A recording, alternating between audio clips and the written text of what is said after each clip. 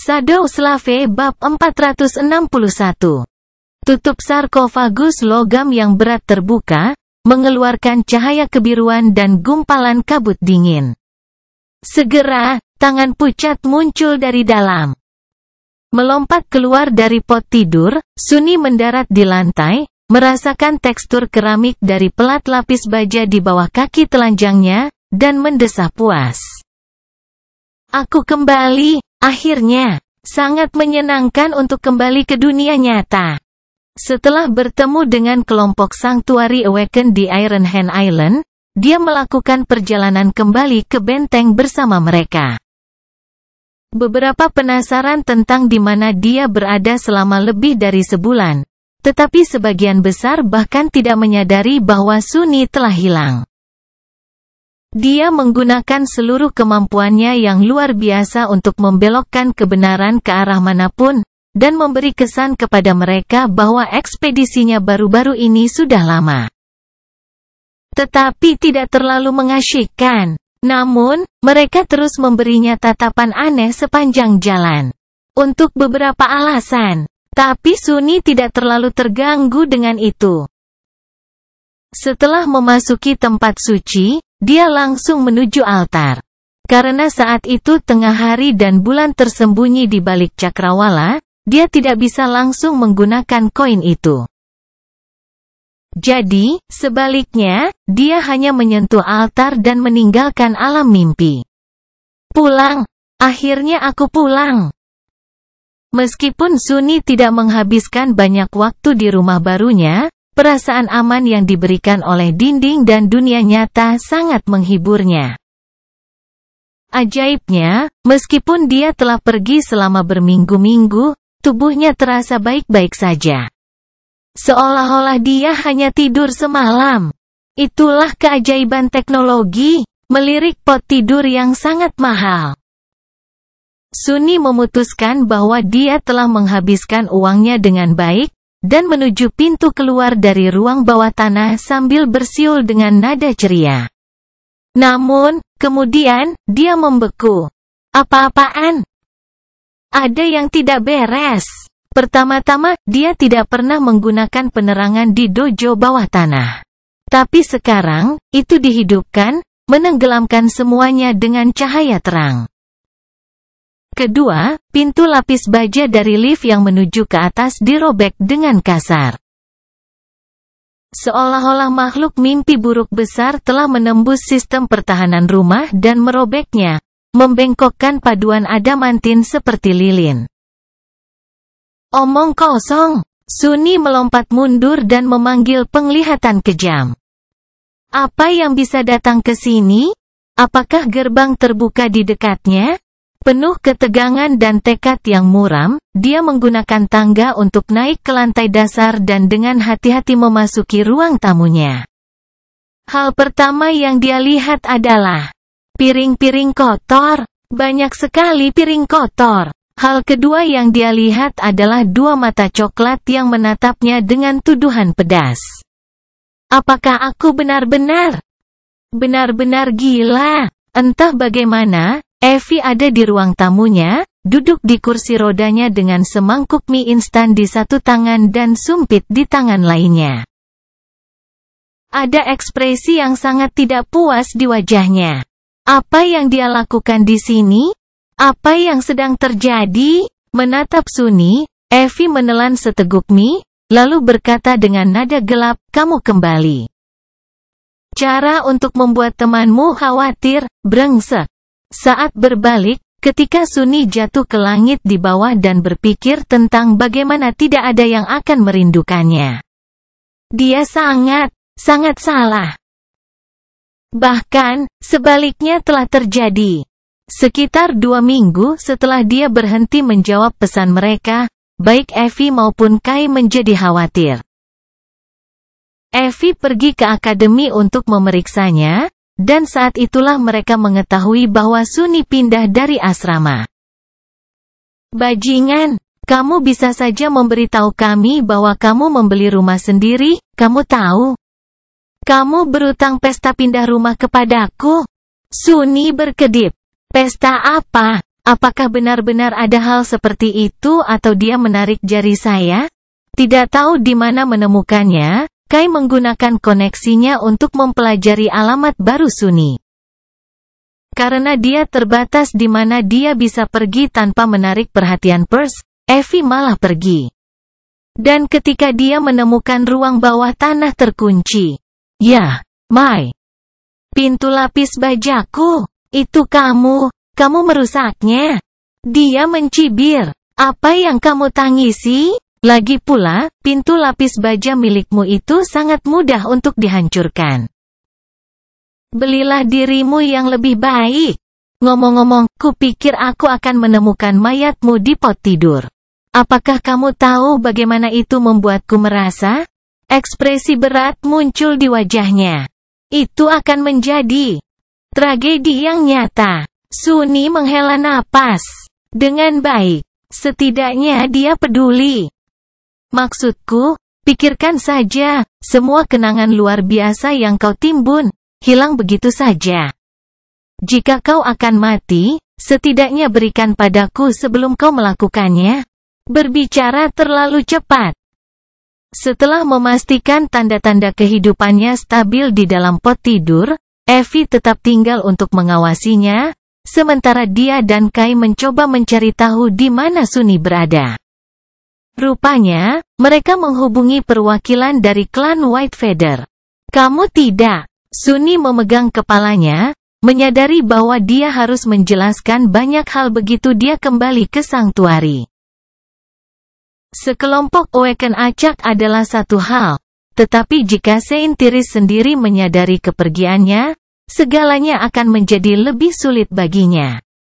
Evie mendengus.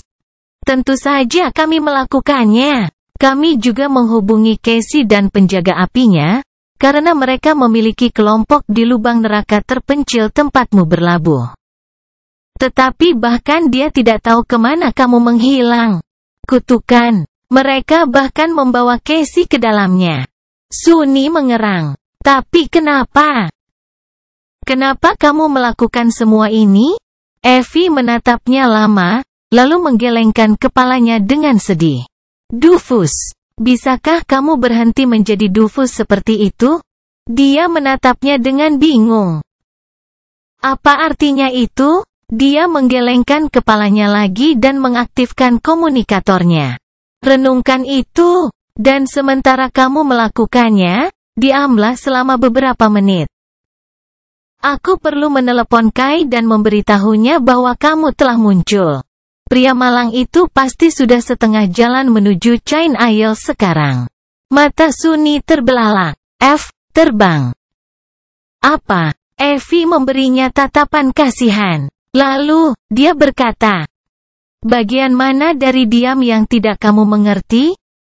Shadow Slave bab 462.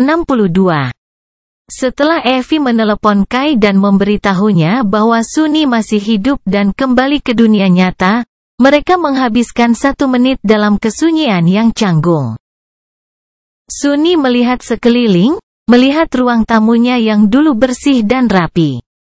Sekarang, ada piring-piring kotor di mana-mana, serta paket-paket kosong makanan yang bisa dibawa pulang. Setidaknya dia mengira memang begitu, karena dia belum pernah benar-benar membelinya sebelumnya. Evie benar-benar jorok. Bahkan ada beberapa potong pakaian yang terlempar ke sudut. Berbicara tentang pakaian. Omong kosong. Ngomong-ngomong, Sunny. Kapan kamu mendapatkan tato badas ini? Seekor ular yang besar dan panjang. Membuat seorang gadis bertanya-tanya. Dia menghela nafas berat, mengutuk fakta bahwa dia tidak menyesuaikan kain kafan dalang setelah memanggilnya kembali ke ruang bawah tanah. Lagi pula, tidak ada luka bakar di kulitnya sekarang. Ini sebenarnya bukan tato. Itu adalah ular ajaib yang membantuku mengontrol dan meregenerasi esensi lebih cepat. Jangan tanya kenapa itu bermanifestasi sebagai tato, karena aku tidak tahu, sungguh. Dia ragu-ragu sebentar, lalu bertanya, jadi kamu baru saja tinggal di sini selama beberapa minggu ini? Evie mengangkat bahu. Tentu, seseorang harus memantau tanda-tanda vital Anda. Ditambah lagi, keluarga saya. Yah, mereka layak istirahat setelah merawat tubuh saya selama 4 tahun, dan semuanya sebelum itu. Jadi saya membeli tempat yang sangat bagus untuk kami, dan kemudian, semacam pindah. Kemudian, ekspresi animasi muncul di wajahnya, tapi jangan khawatir. Barang-barang yang kamu simpan di kamarmu tetap dirahasiakan. Aku bahkan tidak bisa menaiki tangga, ingat? Sunny menatapnya dengan marah. Barang apa? Tidak ada barang. Aku bahkan tidak menggunakan kamar tidur. Aku benar-benar tidak bisa tidur, kan? Evie tertawa. Benar. Masuk akal. Bahwa kamu tidak melakukannya di tempat tidur seperti laki-laki. Oh, ya, apa yang terjadi dengan lemari esmu? Dia melotot, lalu memalingkan muka karena malu. Ah, itu. Aku agak merusaknya.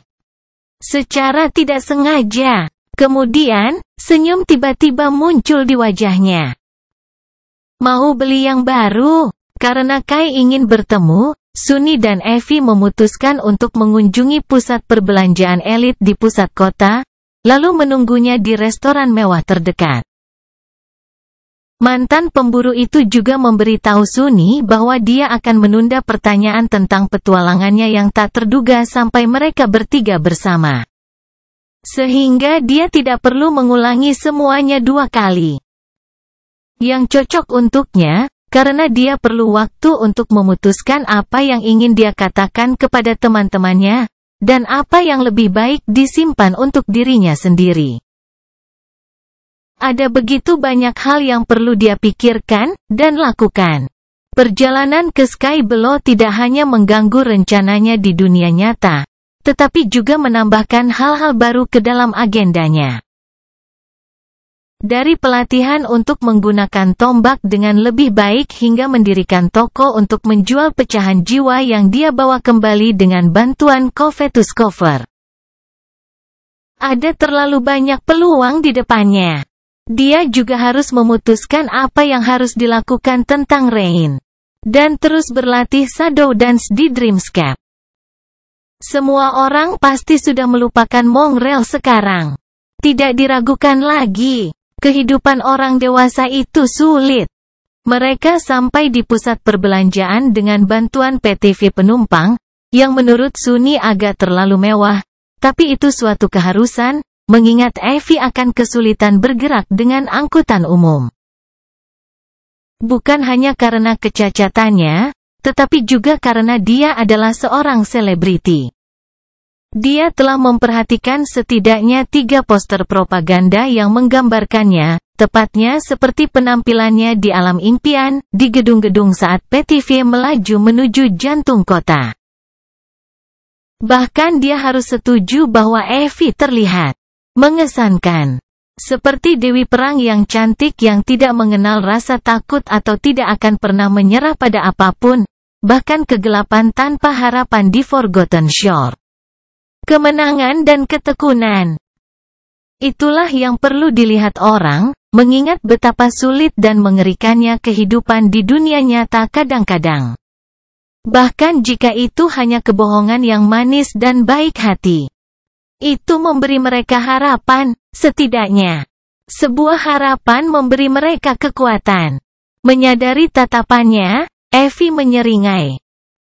Terlihat bagus kan? Dia tidak punya pilihan selain mengatakan yang sebenarnya.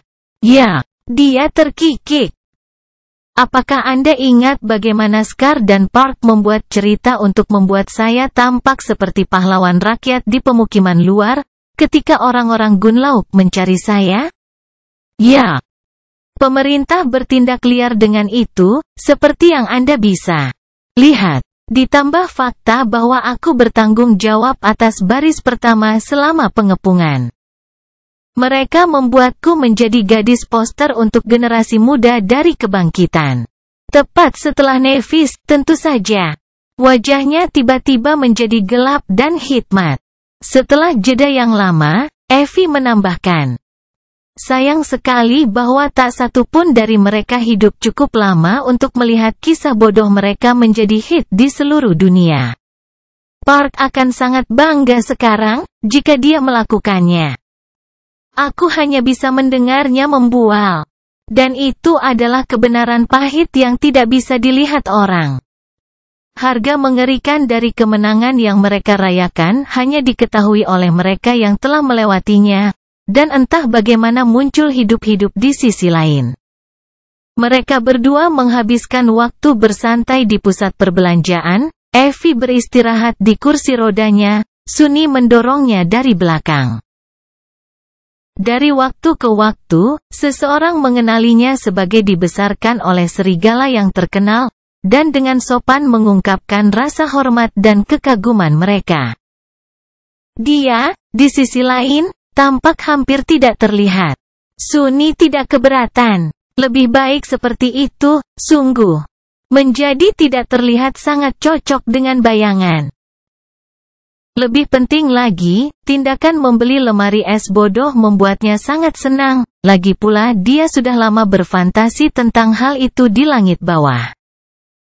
Dalam arti tertentu, semua ini baru saja menjadi hambatan besar dalam pencarian epiknya untuk membeli lemari es. Dan sekarang, setelah mengatasi bahaya dan kesulitan yang tak terhitung jumlahnya, pencarian maut itu telah berakhir. Sunny menyusun detail tentang pengiriman, dan tak lama kemudian, sudah waktunya untuk bertemu dengan Kai. Dia belum pernah ke restoran mewah sebelumnya. Tapi sepertinya penampilan luarnya cukup layak untuk tidak terlihat aneh, lagi pula. Pakaian biasa yang dia kenakan dipilih dengan bantuan ikon fashion menawan itu sendiri. Atau mungkin kehadiran Evie yang membuat semua orang di sana sangat sopan dan sedikit hormat. Mereka memasuki ruang yang didekorasi dengan selera tinggi dan melihat seorang individu tinggi dengan topi hitam dan topeng wajah biasa berdiri di dekatnya. Orang aneh itu mengenakan kacamata hitam di dalamnya. Sebelum Sunny bisa memahami apa yang sedang terjadi, orang bertopeng itu segera mendekat dan memeluknya erat. Apakah dia benar-benar berpikir bahwa penyamarannya membodohi seseorang? Dan kenapa dia selalu berusaha memelukku? Tentu saja, itu Kai.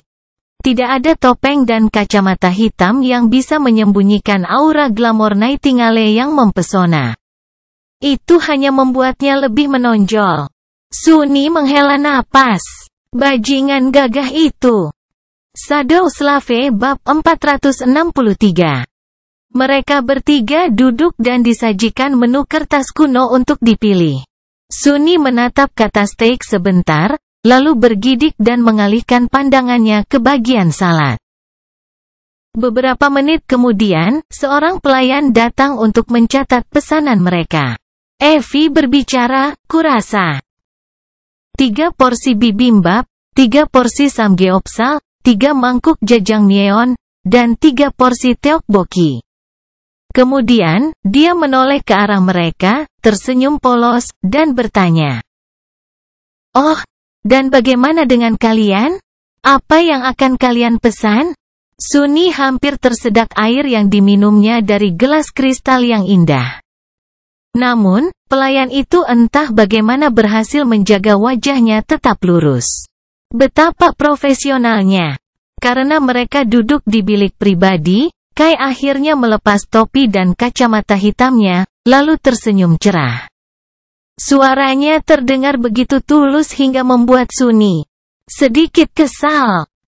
Senang bertemu denganmu, Sunny. Evie dan aku sangat khawatir. Sunny berdeham. Terima kasih. Kurasa, aku agak mengira kau tidak menyadari bahwa aku pergi. Evie menghela napas. Aku mulai berharap aku tidak melakukannya, idiot. Ngomong-ngomong, apa yang terjadi? Kenapa kamu pergi selama sebulan penuh? Dia ragu-ragu, lalu berkata, mau dengar versi panjang atau versi pendek? Kai memberinya tatapan ingin tahu. Mari kita mulai dengan versi pendeknya, kurasa. Sunny menggaruk belakang kepalanya. Baiklah. Nah, kalau begitu. Pada dasarnya hanya ingin menemukan petunjuk tentang harta karun, tapi akhirnya hampir dimakan oleh peti harta karun, jatuh ke jurang maut di atas mayat iblis, dan dibakar oleh api suci. Untungnya, ada suara yang kadang-kadang bisa saya dengar di kepala saya, dan itu membantu saya untuk hanya sedikit terbakar. Evie memiringkan kepalanya dan memberinya tatapan aneh. Senyum Kai sedikit memucat. Sunny meneguk air dan melanjutkan dengan nada riang, ngomong-ngomong, jauh di dalam kehampaan, aku menemukan menara hitam. Ada beberapa boneka yang rusak dan lengan yang membusuk di dalamnya, yang aku makan, semacam itu. Dari menara hitam di jurang, aku pergi ke menara putih di langit, dan kemudian naik kembali ke tanah dengan ekor naga.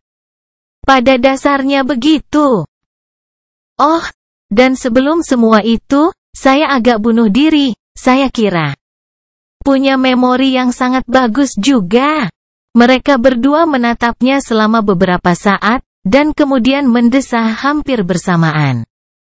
Kai menggelengkan kepalanya. Aku mengambilnya kembali. Mari kita dengarkan versi panjangnya. Sunny menjelaskan urutan peristiwa yang menyebabkan dia pergi selama lebih dari sebulan. Menyimpan beberapa hal untuk dirinya sendiri, seperti jumlah sebenarnya dari koin ajaib yang dia kumpulkan, segala sesuatu yang berkaitan dengan wafer. Dan alasan sebenarnya mengapa dia sangat ingin tumbuh lebih kuat secepat mungkin. Setelah selesai, Evie terkikik. Ya. Atribut Fatet milikmu itu benar-benar overdrive akhir-akhir ini, bukan? Ekspresi masam muncul di wajah Sunny. Kurasa. Aku sudah menjalani 3 bulan yang solid, tidak ada yang terlalu buruk atau terlalu baik terjadi sebelumnya. Tapi itu masalahnya, ketika itu akhirnya terjadi, satu hal biasanya mengarah ke yang lain. Tapi tidak semuanya buruk. Aku harus bekerja sangat keras untuk bertahan hidup, tapi selain itu, ekspedisi ini adalah rejeki nomplok bagiku.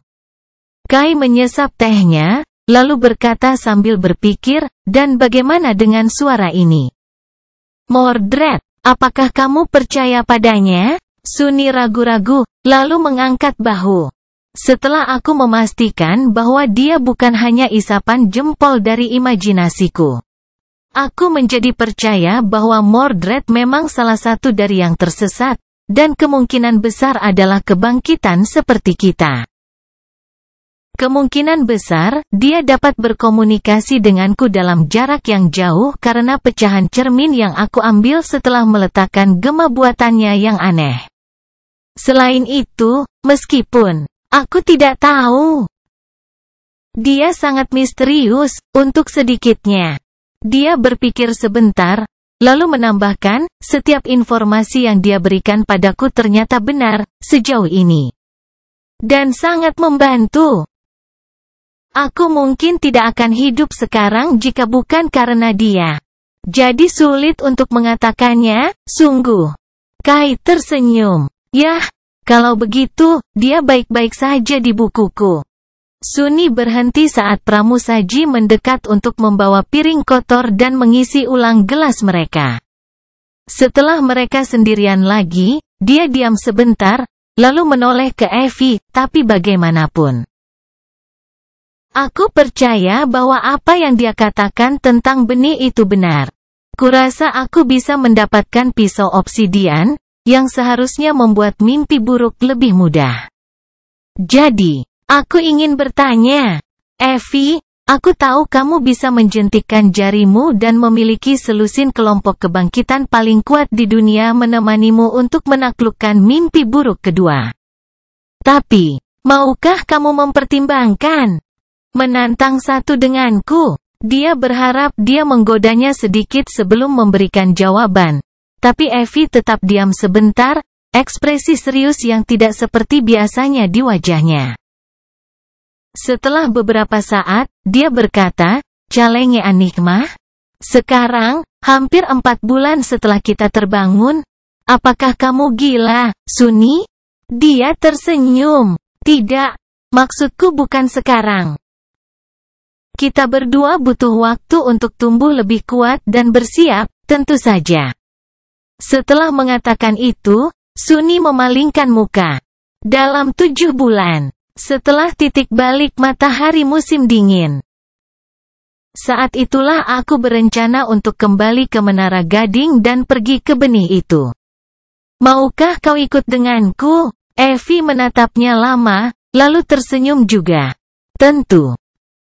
Mengapa tidak? Aku bahkan tidak akan memiliki cara lain. Tapi, Suni, aku punya satu syarat." Dia mengangkat alis. "Sungguh? Apa itu?" Evie melirik Kai, lalu berkata dengan tenang, "Kamu juga harus meyakinkan Casey untuk bergabung dengan kami. Aku tidak tahu apa yang terjadi di antara kalian berdua, tapi itu tidak masalah. Anggota kelompok tidak perlu berteman. Mereka hanya perlu bekerja dengan baik, bersama-sama. Dan kelompok kami bekerja dengan sempurna di Forgotten Shore. Caster sudah mati, dan Nevis sudah pergi. Tapi Casey masih di sini, dan kami berdua tahu betapa berharganya aspeknya." Saat wajah Suni menjadi gelap, dia menambahkan, "Ditambah lagi, bukankah dia berlabuh di kuil malam? Dia juga bisa membantumu mendapatkan pisau ivory."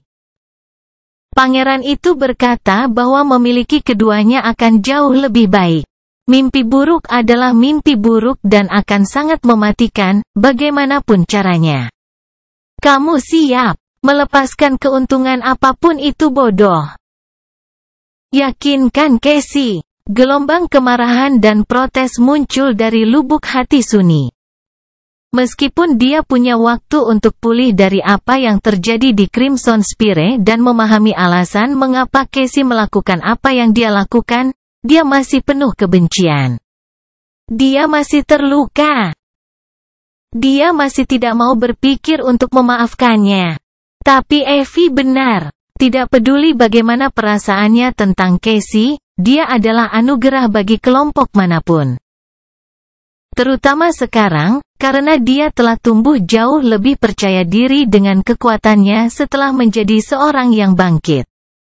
Dia juga memiliki orang-orang yang selamat dari Forgotten Shore yang mengikutinya saat mereka menunggu Nevis kembali, dan koneksi keutusan klan keberanian di kuil malam. Dia tidak harus memaafkannya untuk bertarung berdampingan dengannya. Dia hanya harus percaya bahwa dia tidak akan mengkhianatinya lagi. Yang dia lakukan dengan enggan. Meskipun Suni tidak ingin memberi Casey keuntungan dari keraguan itu, dia tahu bahwa dia telah mendapat pelajaran pahit. Desahan berat keluar dari bibirnya. "Apa yang harus saya lakukan?" Pada saat itulah Kai, yang tetap diam selama percakapan mereka, tiba-tiba berbicara, "Jika kamu tidak keberatan. Hitung aku juga. Aku ingin menantang mimpi buruk kedua dengan kalian bertiga, juga. Faktanya, bahkan jika kamu keberatan, aku bersikeras." Shadow Slave bab 464. Baik Suni maupun Evie menatapnya heran. Setelah beberapa saat, mantan pemburu itu bertanya, "Tantang Nikmah bersama kami? Apakah Anda tidak memiliki posisi yang bagus di bastion? Aman di balik temboknya? Apakah Suni telah menginfeksi Anda dengan kegilaannya?" Kai mengernyit, lalu membuang muka. Setelah beberapa saat, dia berkata, "Ya, aku tahu. Tapi, kalian ingat Aiko? Dia punya tempat perjudian di Bright Castle. Yah, pokoknya, Aiko memiliki bakat nyata untuk mengatur berbagai hal, jadi agensi mempekerjakannya sebagai manajerku. Suatu malam, kita akhirnya berbicara tentang kota kegelapan." Senyum sedih muncul di wajahnya. "Kalian berdua hanya tinggal di pemukiman luar, yang tentu saja memiliki tantangan tersendiri. Jauh lebih mengerikan daripada yang kami hadapi di kastil. Tapi kehidupan di sana juga tidak secerah itu. Dia terdiam sebentar, lalu melanjutkan, namun, Aiko mengalaminya jauh lebih buruk daripada aku. Terutama setelah salah satu Pathfinder berusaha membuat hidupnya seperti neraka. Andel, yang kepalanya Lady Nevis akhirnya lepas dari pundaknya. Kami semua tahu itu, tapi tidak ada yang benar-benar membantu. Desahan berat keluar dari bibir Kai. Karena apa yang sebenarnya bisa dilakukan oleh salah satu dari kami terhadap salah satu Pathfinder? Tapi ada banyak kompromi. Kebohongan kecil yang kami katakan pada diri sendiri saat kami menutup mata terhadap setiap hal gelap dan kotor yang terjadi di sekitar kami. Dia menatap Evie, dan berkata, orang-orang kelaparan di pemukiman luar sementara perut kami kenyang? Yah, itu bukan salah kami, karena kastil tidak bisa memberi makan semua orang. Tentunya, jika ada lebih banyak makanan, kami akan berbagi. Para pengawal memutuskan untuk melecehkan seseorang? Yah, itu juga bukan salah kami, karena Tesai terlalu kuat, dan kami terlalu lemah untuk melawannya. Dan seterusnya, tanpa henti. Orang baik. Kai terdiam, lalu berkata pelan, tapi, kamu tahu, itu sebenarnya salah kita. Kita semua telah melakukan kejahatan yang sama. Kita semua lemah. Saat aku berbicara dengan Aiko, akhirnya aku menyadari bahwa di dunia ini, menjadi lemah juga dosa. Setidaknya bagi kami, yang bangkit. Jadi, ya, saya ingin menantang mimpi buruk kedua, meskipun aman dan sehat di balik tembok bastion. Karena saya tidak pernah ingin menutup mata terhadap apapun, lagi. Ia menatap mereka, lalu tersenyum. 7 bulan, itu lebih dari cukup waktu bagiku untuk bersiap. Selain itu, tidakkah kamu membutuhkan seseorang yang bisa terbang? Atau apakah kamu akan melompat ke bawah langit yang aneh itu lagi dan hanya berharap untuk melewatkan semua nyala api itu? Sunni terbatuk. Kai ada benarnya. Ya, jika kamu mengatakannya seperti ini. Setelah pengakuan Kai yang tak terduga dan pedih, mereka menghabiskan waktu hanya untuk bersantai, tertawa, menikmati makanan mereka, dan mengobrol tentang ini dan itu. Kai berbagi pengalamannya memenangkan 12 minggu berturut-turut dari penyanyi Avatar dan harus kalah dengan sengaja pada akhirnya. Dan kehebohan yang diungkapkan wajahnya dan pengumuman berikutnya dari album Comeback Night dan Gale yang akan datang menyebabkan industri musik dan di antara para penggemar. Dia juga mengeluh karena harus menyewa humas kedua karena skandal aneh yang entah bagaimana dia terlibat di jaringan, menyebabkan Sunni memalingkan muka karena malu dan tutup mulut. Evie kebanyakan berbicara tentang semua sayap ayam goreng yang dia makan dan semua jenis bir yang dia minum, serta jenis nikmah creatures apa yang dia buru. Dan digoreng, dan dimakan. Dia juga bercanda tentang semua acara propaganda yang pemerintah ingin dia ikuti, dan berbagai cara yang berhasil dia hindari. Sunni menceritakan pengalamannya membeli rumah, dan bagaimana perasaannya saat itu. Dia nyaris termenung memikirkan pintu lapis bajanya yang indah yang telah dihancurkan Evie, dan tentang lemari esnya yang baru, mahal, dan berkilau. Akhirnya, Kai harus kembali ke jadwalnya. Namun, sebelum mereka berpisah, dia ragu-ragu, lalu mengeluarkan 2 lembar kertas sintetis warna-warni dari sakunya dengan ekspresi sangat malu di wajahnya. Tanpa berkata apa-apa, dia menyerahkan brosur itu kepada Sunni dan Evie. Sunni mengambil satu, dan menatapnya dengan ekspresi bingung. Tampaknya itu semacam undangan. Di atasnya ada gambar 2 orang berdiri saling membelakangi dengan pedang di tangan mereka, keduanya sangat cantik, dalam gaya profesional. Pria itu berkulit gelap dan tampan, dengan bahu lebar dan wajah yang sangat maskulin. Gadis itu kurus dan lesu, dengan sosok ramping yang mendekati lebih kurus daripada Sunny di hari-hari pinggirannya. Dia memiliki wajah boneka dengan mata besar berkilau dan bibir penuh yang sedikit terbuka. Dia juga mengenakan baju besi yang sangat aneh dan tidak praktis, jubah agung, dan wig perak yang sangat mahal. Apa-apaan ini?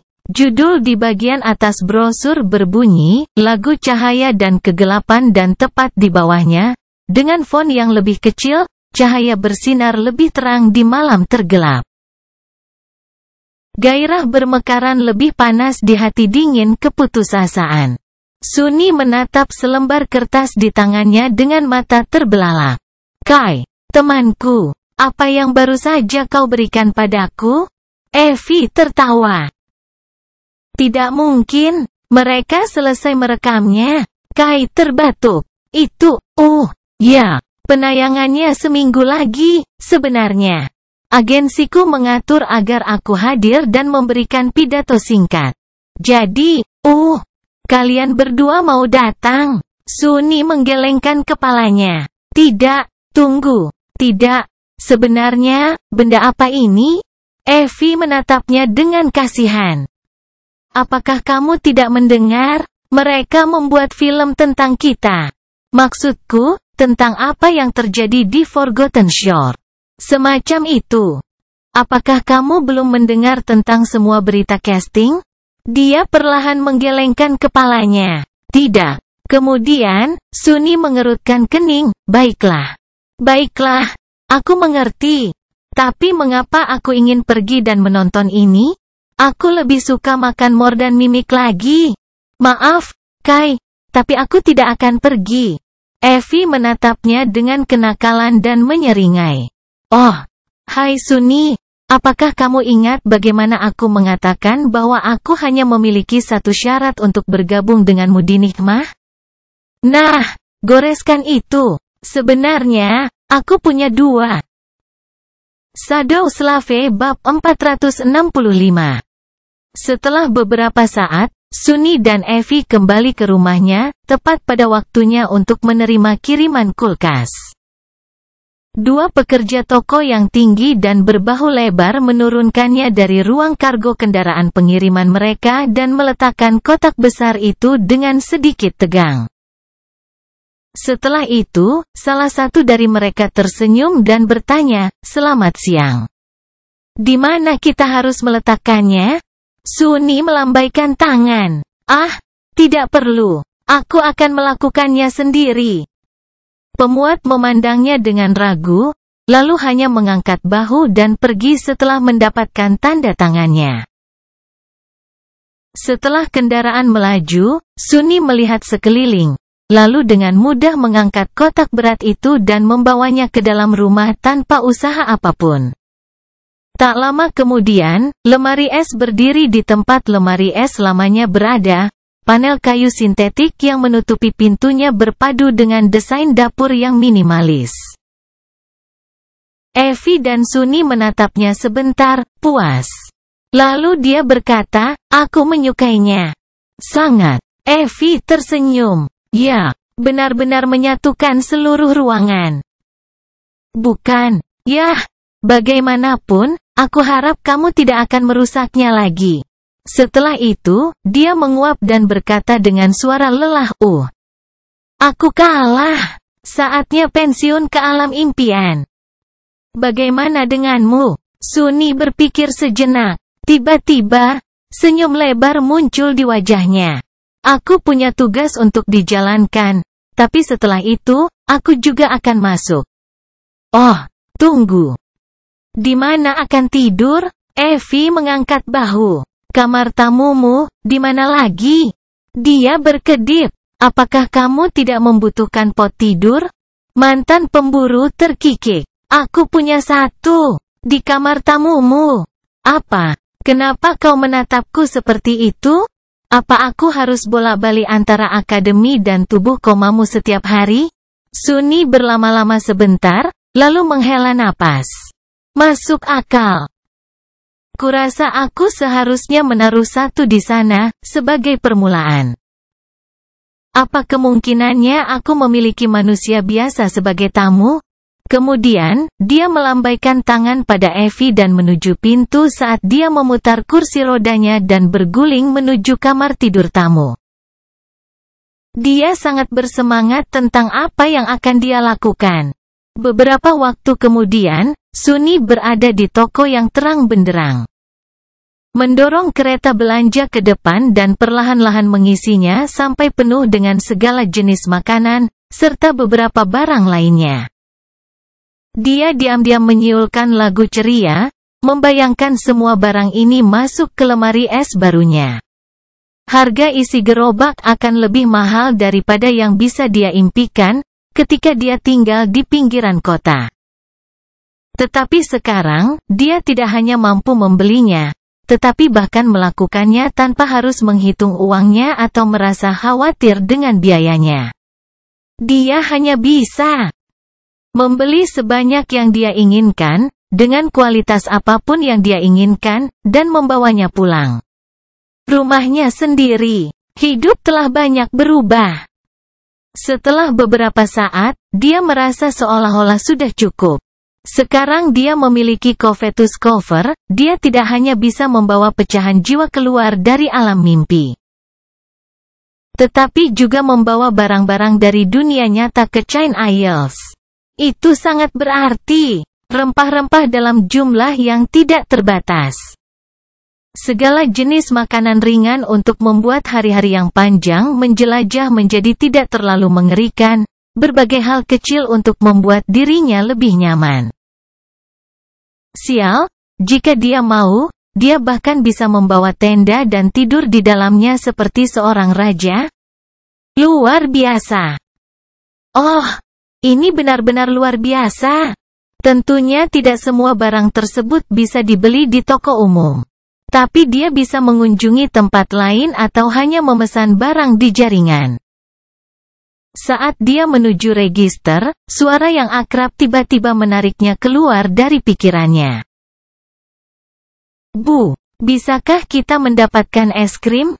Sunny membeku sesaat, lalu perlahan menoleh dan melihat ke kiri, ke lorong panjang yang dia lewati.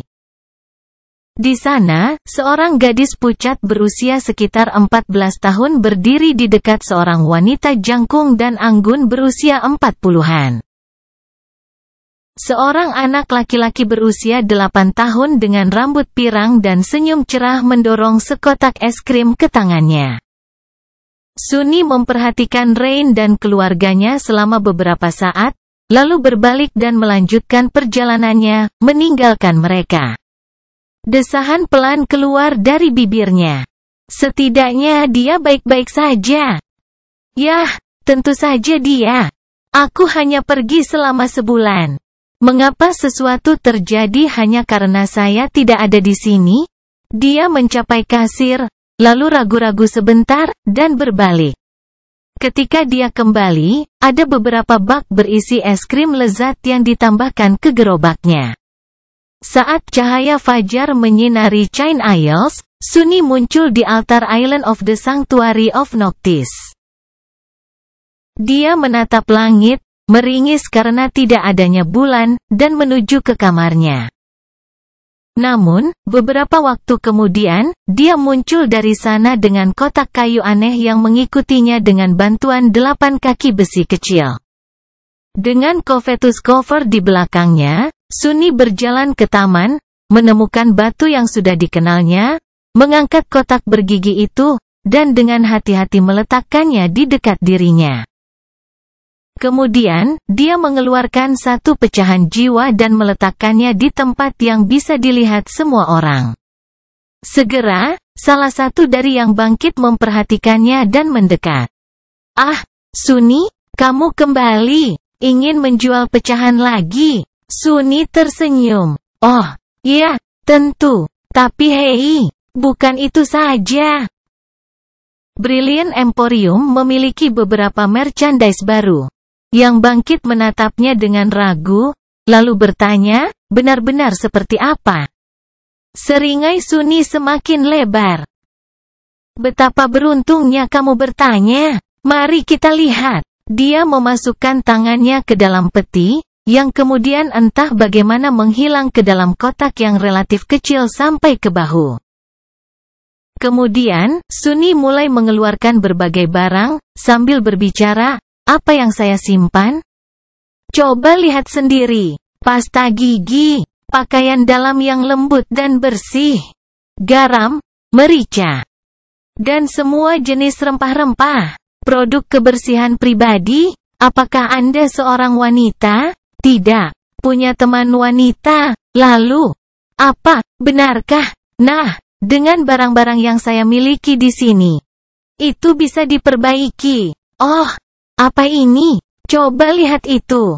Karena semakin banyak orang berkumpul dan menatap barang-barang yang benar-benar biasa, tetapi berharga yang hampir tidak ada dari mereka yang dapat mengaksesnya di alam mimpi dengan sesuatu yang menyerupai nafsu di mata mereka, milik Suni berkilau karena keserakahan.